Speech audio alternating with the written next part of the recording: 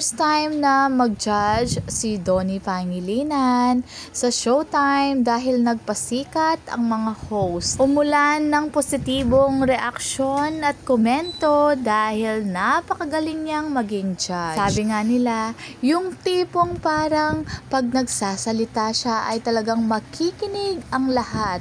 The way na magsalita siya ay napakasarap sa tenga. Talagang pati si Mr. Alcacid ay talagang nakikinig sa sinasabi ni Donnie. Sabi nga ng isang netizen, grabe, I never knew na sobrang elegant palang magsalita ni Donnie Pangilinan. How he talks, it all makes sense. Walang tapon tapos ganun pa ang itsura niya.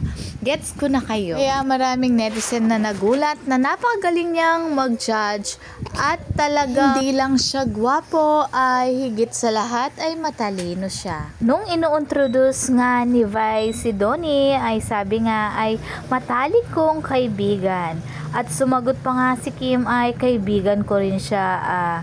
Talagang marami siyang kaibigan sa showbiz dahil talagang papaliwanag at papaliwanag niya kapag may gusto siyang sabihin.